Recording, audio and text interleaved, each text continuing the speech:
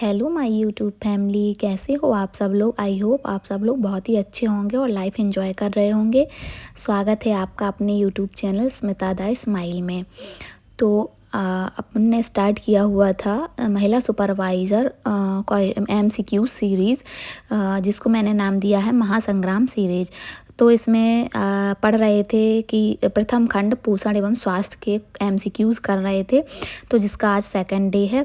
तो आज मैं कुछ मोस्ट MCQs लेके आई हूँ जो एग्ज़ाम में आ सकते हैं, और आप अपनी प्रिपरेशन चेक कर सकते हैं कि आपने जो पढ़ा है क्या वो सही तरीके से पढ़ा है और आप ये MCQs कर पा रहे हैं या नहीं। तो आपको जब भी टाइम मिले ये सीरीज़ ज़रूर ज्वाइन करिए और इसके MCQs सॉल्व करके देखिए। आपको इससे ज़रूर कुछ ना कुछ फ़ायदा मिलेगा लास्ट टाइम में, एग्ज़ाम टाइम में। तो आप MCQs लगाना मोस्ट इम्पोर्टेंट है, तो आप ज़रूर एंजॉय करिए। चलिए अपने क्वेश्चन, चलिए तो आज की क्लास स्टार्ट करते हैं और क्वेश्चन नंबर फर्स्ट से स्टार्ट करते हैं। और आप कमेंट करके बताइएगा कि आपके जितने भी क्वेश्चन दिए गए हैं आउट ऑफ कितने मार्क्स आए हुए हैं, ये ज़रूर बताइए। तो इससे ये लगाया जा सकता है कि आपकी पढ़ाई का लेवल अभी क्या है और आपको अभी कितना और एक्स्ट्रा पढ़ना है और कितनी चीज़ें आपको आ रही हैं। तो चलिए स्टार्ट करते हैं। अपना पहला क्वेश्चन है, पहली पोलियो की खुराक कब दी जाती है। पोलियो की जो पहली खुराक है वो कब दी जाती है। तो ऑप्शन ए है जन्म के तुरंत बाद, ऑप्शन बी है जन्म के 15 दिन बाद, ऑप्शन सी है जन्म के 7वें दिन और ऑप्शन डी है जन्म से 6 महीने पर। तो पोलियो की जो पहली खुराक है वो कब दी जाती है। तो इसका राइट आंसर है जन्म के तुरंत बाद। जन्म के तुरंत बाद या जन्म से 15 दिन के भीतर जन्म के तुरंत बाद या जन्म के 15 दिन के भीतर ही ये पोलियो की खुराक दी जाती है। 15 दिन बाद नहीं, 15 दिन के पहले पहले ये खुराक दी जाती है। तो इसका राइट आंसर ए होगा। नेक्स्ट क्वेश्चन चलते हैं। नेक्स्ट क्वेश्चन है, मानव व गाय के दूध में मुख्य अंतर निम्नलिखित में से है। मतलब मानव और गाय के दूध में मुख्य अंतर क्या चीज में पाया जाता है, किस चीज में अंतर पाया जाता है मानव और व गाय के दूध में। ऑप्शन ये है प्रोटीन व वसा में, ऑप्शन बी प्रोटीन व शर्करा में, ऑप्शन सी प्रोटीन व लैक्टोज में, ऑप्शन डी खनिज लवण में। तो मानव और गाय का जो दूध है उसमें किस तरीके का अंतर पाया जाता है। इसका राइट आंसर है ऑप्शन सी, प्रोटीन व लैक्टोज में अंतर पाया जाता है। नेक्स्ट क्वेश्चन है, शिशु को मां के दूध से साधारण भोजन पर लाना क्या कहलाता है। शिशु को मां के दूध से साधारण भोजन पर लाना यानी कि फीडिंग बंद करा के बच्चों को खाना खिलाना, यानी कि जब 6 मंथ हो जाता है तब स्टार्ट करते हैं खाना खिलाना। तो उसको क्या कहते हैं जब शिशु माँ का दूध छोड़कर खाना खाना स्टार्ट कर देता है। तो ऑप्शन ये है trial feeding, option B weaning, option C स्थानापन्न जिसको सब्स्टिट्यूशन बोलते हैं, और ऑप्शन डी है प्रतिस्थापन फीडिंग यानी रिप्लेसमेंट फीडिंग।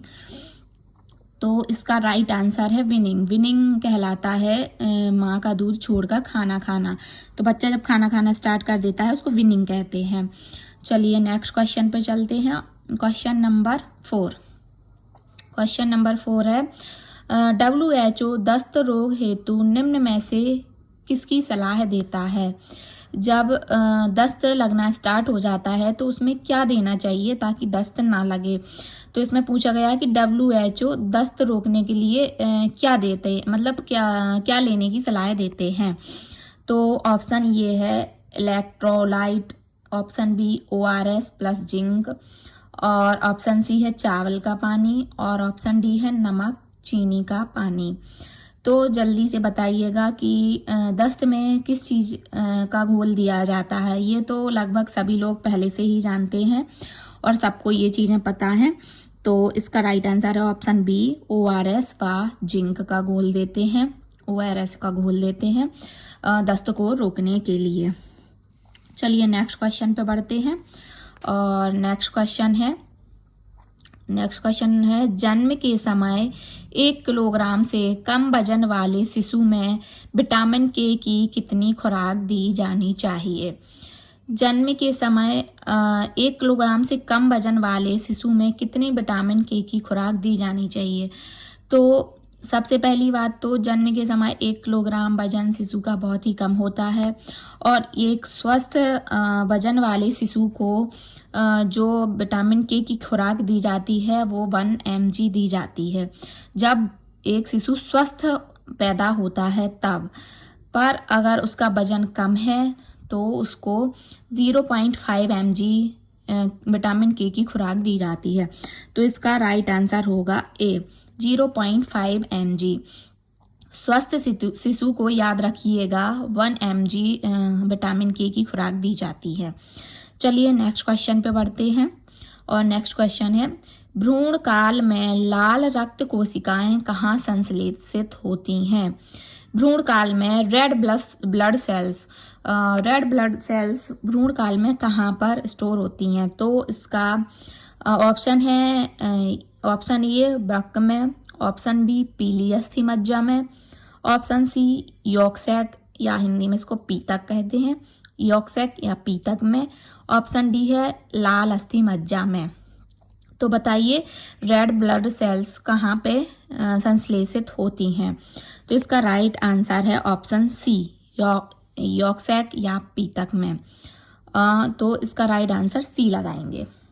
बताइए आपका अभी 6 क्वेश्चन हो गए हैं, 6 क्वेश्चन में आपके कितने नंबर आए हैं ये आप बताइए कमेंट करके। चलिए अब नेक्स्ट क्वेश्चन की ओर बढ़ते हैं। तो नेक्स्ट क्वेश्चन है, नवजातों में शारीरिक तापमान मुख्यतः नियमित होता है। नवजातों में शारीरिक तापमान मुख्यतः नियमित होता है भूरे वसीय ऊतक द्वारा, कपकंपी द्वारा, गर्माहट की इच्छा युक्त व्यवहार द्वारा, या फिर ऑप्शन डी है पसीने द्वारा। तो नवजातों में शारीरिक तापमान जो है वो होता है भूरे वसीय ऊतक द्वारा, जिसको एडिपोज भी कहते हैं। तो इसका राइट आंसर होगा ऑप्शन ए, ऑप्शन ए इसका राइट आंसर होगा, भूरे वसीय ऊतक या एडिपोज द्वारा। चलिए नेक्स्ट क्वेश्चन है, नेक्स्ट क्वेश्चन है पीईएम का पहला सूचक है। पीईएम का पहला सूचक क्या है। तो इसके ऑप्शन पढ़ते हैं। ऑप्शन ये है उम्र के अनुरूप न्यून भार, अगर उम्र के जितनी उम्र है उससे कम भार है तो उसको पीईएम का सूचक कहा जाता है, या फिर ऊंचाई के अनुरूप न्यून भार, जितनी उसकी ऊंचाई है उसके अनुसार वजन कम है, या तो उम्र के अनुसार वजन कम है या ऊंचाई के अनुसार वजन कम है, या फिर उम्र के अनुरूप ऊंचाई कम है, या फिर आर्थिक पद स्तर के लिए न्यून भार है। तो इसमें बताइए आप कि पीईएम का पहला सूचक क्या है। तो इसका मैं राइट आंसर आपको बताती हूँ। इसका राइट आंसर है ऑप्शन ए, ऑप्शन ए इसका राइट आंसर है। ऑप्शन ये है उम्र के अनुरूप न्यून भार, यानी उम्र के अकॉर्डिंग वेट कम होना, एज के अकॉर्डिंग वेट कम होना। चलिए नेक्स्ट क्वेश्चन पे बढ़ते हैं और नेक्स्ट क्वेश्चन है, एक शिशु के लिए एक आईएम इंजेक्शन लगाते समय प्रभारी नर्स को किस साइट का इस्तेमाल करना चाहिए। इसको मैं आपको बता दूं डिटेल में कि जब शिशु यानी बच्चे को, छोटा बच्चा होता है जब वो, उसको शिशु बोलते हैं, तो शिशु को आईएम इंजेक्शन लगाते समय जो नर्स है उसको किस साइड में इंजेक्शन लगाना चाहिए। तो ये इंजेक्शन लगाने की भी अपनी अलग अलग साइड होती हैं, तो इसका पूछा गया है। तो ऑप्शन में पढ़ती हूँ। ऑप्शन ए है डेल्टाइड में, ऑप्शन बी है डोर्सोग्लूटियल में, और ऑप्शन सी है वेंट्रोग्लूटियल में, ऑप्शन डी है वास्टस लैटरेसिलिस में। तो जी हाँ, इसका राइट आंसर है ऑप्शन डी, वास्टस लैटरलिस में, और इसको बोलते हैं जांघ का मध्य भाग। वास्टस लैटरलिस में, इसको वास्टस लैटरलिस को जांघ का मध्य भाग बोलते हैं, साइंटिफिक नेम है, तो इसको हिंदी में बोलेंगे जांघ का मध्य भाग। चलो नेक्स्ट क्वेश्चन पे बढ़ते हैं। नेक्स्ट क्वेश्चन है, वह टीका जो बच्चों में स्थायी निशान छोड़ देता है उसको क्या कहते हैं? जो टीका बच्चों में लगाए जाते हैं, आपने अपने हाथ में भी देखा होगा या जांघ में देखा होगा कि एक निशान बना हुआ है या मार्क छोड़ गया है, तो पता नहीं है, वो छोटे में ही जब टीका लगता है उसी का निशान होता है, और वो टीका आपको बताना है कि कौन सा है जो निशान छोड़ के चला जाता है। तो ऑप्शन है ए खसरा में, ऑप्शन बी पेंटावेलेंट में, ऑप्शन सी डीटीपी के टीके में, ऑप्शन डी है बीसीजी का जो टीका होता है उसमें। तो बताइए किस टीके में परमानेंट मार्क रह जाता है? तो आपको तो शायद सभी लोगों को ये चीज़ पता ही होगी, तो इसका राइट आंसर मैं आपको बता देती हूँ। इसका राइट आंसर है ऑप्शन डी, बीसीजी के टीका है, जो बीसीजी का जो टीका लगाया जाता है वो परमानेंट मार्क छोड़ देता है। चलिए नेक्स्ट क्वेश्चन पे बढ़ते हैं। साकेट टैप का प्रयोग क्या मापने के लिए किया जाता है? साकेट टैप का प्रयोग क्या मापने के लिए किया जाता है? तो जो साकेट टैप होता है उसका प्रयोग किस चीज़ को नापने के लिए किया जाता है? तो इसको बता दूं, ऑप्शन मध्य बाह्य परिमाप को मापने में, सिर का परिमाप मापने में, छाती का परिमाप मापने में, पूर्ण लंबाई मापने में। तो जो साकेट टैप है ना, ये साकेट टैप बताएं कैसा होता है। इसमें ना 3 कलर की लाइनें बनी होती हैं, 3 कलर की लाइनें बनी होती हैं। तो उन लाइनों के अकॉर्डिंग, जैसे कि एक रेड लाइन होती है, फिर येलो कलर की लाइनें होती हैं और फिर ग्रीन कलर की लाइन होती हैं। तो ये मापने के इससे मध्य बाह्य परिमाप मापा जाता है। क्या मापा जाता है? मध्य बाह्य परिमाप।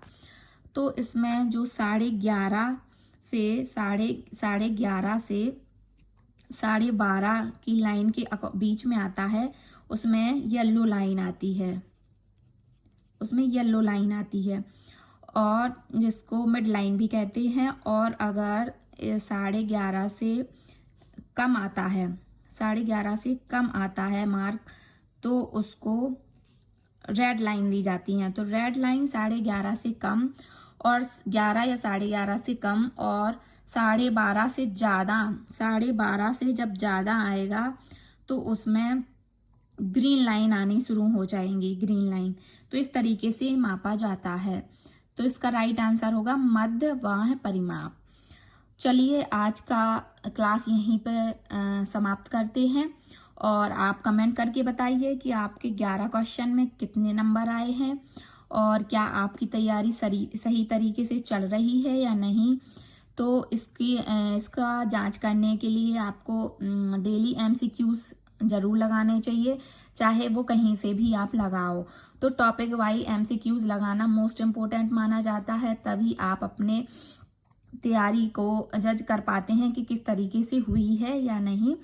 तो इसके लिए आपको डेली एक प्रैक्टिस सेट ज़रूर लगाना चाहिए, और जितना टाइम मिले उतना लगाओ, और बाद में उसको ना ये देखो कि कौन से टॉपिक से क्वेश्चन आपके गलत हो रहे हैं, और ये सब जांचने के बाद उस टॉपिक को दोबारा पढ़ो, उस टॉपिक को बार बार रिवीजन करो।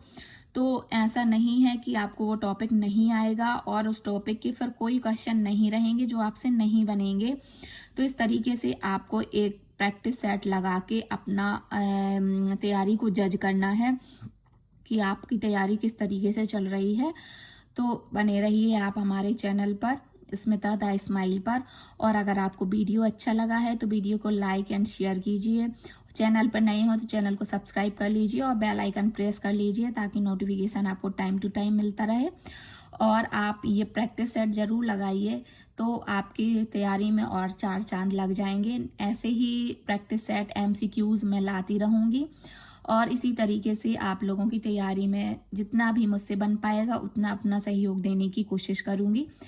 तो बने रहिए मेरे चैनल पर। Thank you for watching.